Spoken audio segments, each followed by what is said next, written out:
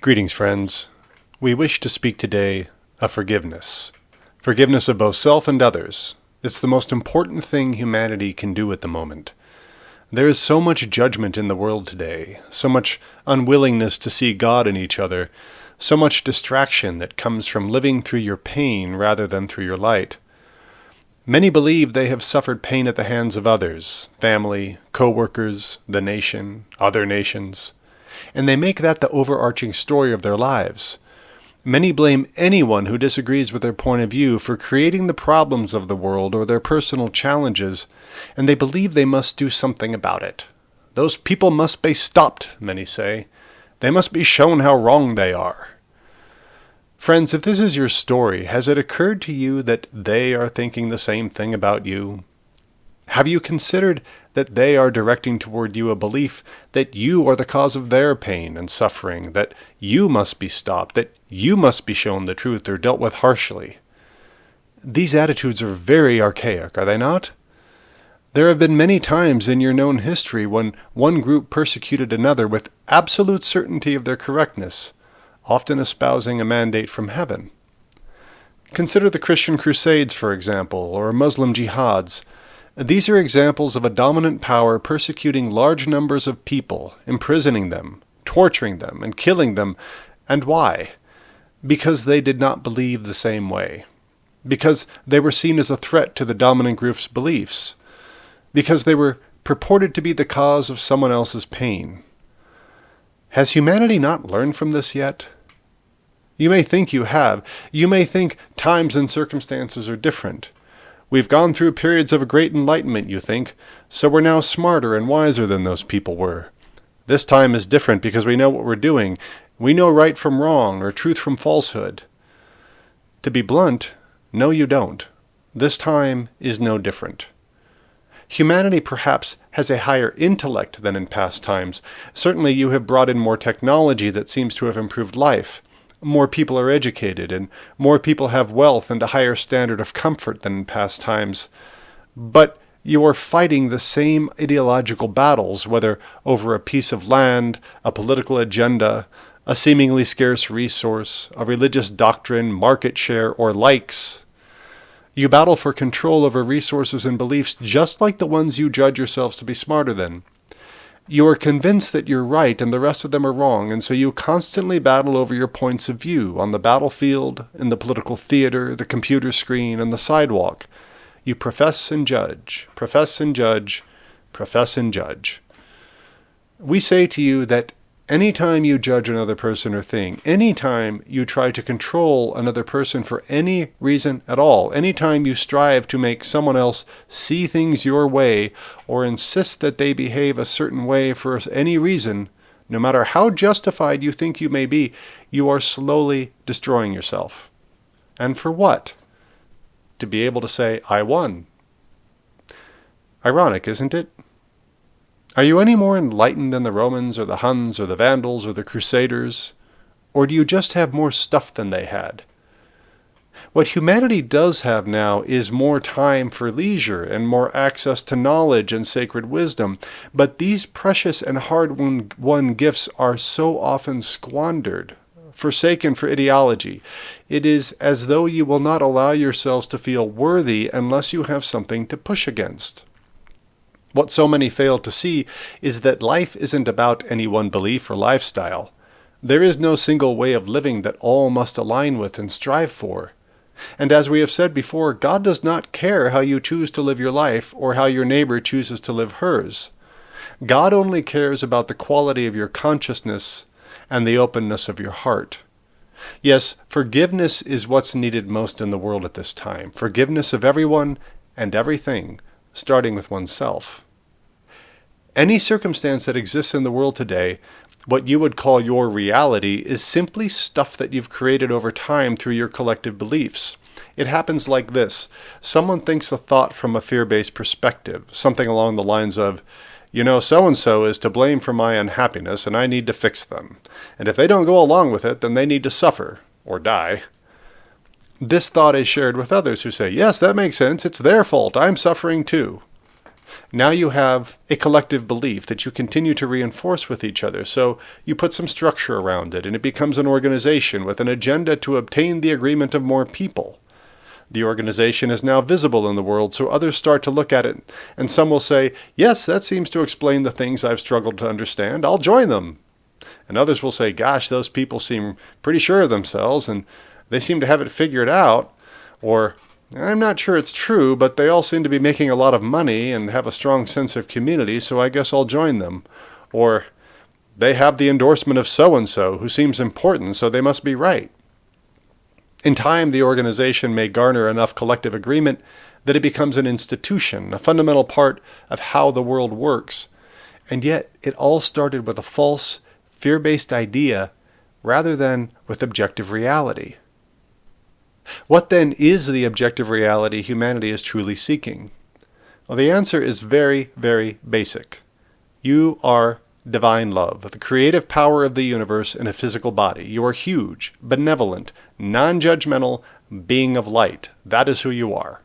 You are a piece of the Creator. You are part and parcel of the Creator, and thus you are never separate from the Creator. There is only the appearance of separation in the stepping down of your vibration into a 4D experience of time and space on the earth plane. Why do you do this?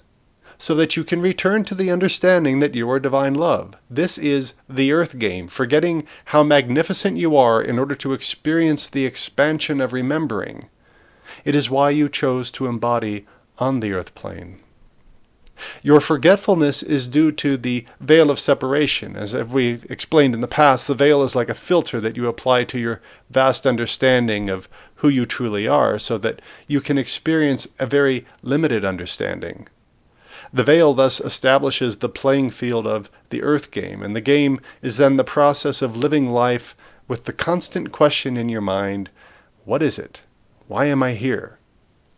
In your quest for understanding, you may try many things.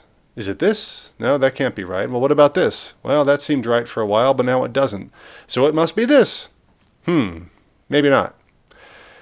In the absence of certainty, a large portion of humanity will trade the excitement and possibility that is inherent in this ambiguity for the comfort and community of certainty. But unless your certainty is the absolute understanding that you are divine love, you are stopping short of the goal. You are willing to say, well, enough of us agree with this point of view that I guess I'll just go along with it. Most of humanity will do this, even though that voice in the back of your mind still says, that can't be right. This can't be all there is. Many will try to quash the voice by pushing their point of view on others, under the false idea that if they can just get everyone else to see it their way, the dilemma will then be solved. So your community of belief gets fired up and aggressive. We all agree that they're wrong and we're right. We all agree that those people need to change, and if they won't change, they need to be kept down or punished or killed because we understand the truth. We know how it really works, and you're either with us or you're the enemy. Meanwhile, you experience counterattack. You experience lawsuits, public embarrassment, financial retribution, and all manner of hardships that don't have to be part of your life experience at all. You also experience counterattack from within, because you are forcing your limiting beliefs into a physical body that inherently knows you are an unlimited being, and it eventually breaks down much sooner than it is designed to. You experience disease, addiction, accidents, early death. Friends, none of this has to be part of your life experience. All of it is miscreation that you are choosing because of your lack of attention to and belief in how magnificent you truly are. You simply are so caught up in your miscreation that you believe it to be objective reality. It is not. It is the subjective application of your free will to create things that nobody really wants. It's time to get back to basics. If all the structures you have built around your limiting beliefs were to collapse tomorrow, and as we have said, many of them are in a state of collapse, you would find the happiness that you've been seeking all of your life. You would let go of the drama, the struggle, the need to be right, and the need to control others. In other words, you would be free. And isn't freedom what you truly seek? Do you find it ironic that in your desire for freedom you create more constraints for yourself and others through a very narrow perspective of what is possible and what is right and wrong? Is it lost on you that by trying to keep opportunity and abundance out of the hands of some, you are keeping yourself from the freedom that you seek? All the while, so many say that they follow the great master Jesus and the other great masters who directed you to love your neighbor as yourself, to judge nobody, and to emulate the miracles that they demonstrated simply by your faith. Many have become so locked into their point of view that they see these directives not as truths but rather as unattainable ideas, or they disregard the possibility entirely. We say to you that these truths are very attainable. Were they not, Jesus would not have directed you to accomplish them. Believe it, but don't stop at belief. Practice it. Demonstrate love to your neighbor and realize true freedom. But you must start with self-forgiveness. Forgive yourself for placing limits on the unlimited. Forgive your past judgments. Forgive your need to be right. Forgive your expectations for others to behave a certain way. And forgive when you have been untruthful with yourself or others. Forgive all of it, and start anew with the determination to allow others their own path of expression and awakening. When you forgive yourself, you also forgive everyone else on the planet, for you are all one with God, and therefore you are one with each other. Thus, forgiveness is how you attain mastery over your own life and affairs while empowering others to achieve the same. Nobody can truly have power over anyone else unless that power is freely given. When you forgive yourself, you choose to hold, amplify, and direct your true divine power, and thus you empower the entire world. When you choose not to forgive, keeping yourself in a place of separation from your divine source, you choose to disempower yourself and the entire world, and thus you perpetuate all the negative conditions you wish to change. Step into a deep understanding of your true power through forgiveness. Surrender the belief that there's a certain way of life that has to be true for everyone. Then forgive yourself and others for seeing it any other way. Forgive yourself for imposing your point of view and judgment on others. Forgive yourself for your attempts to control and change others.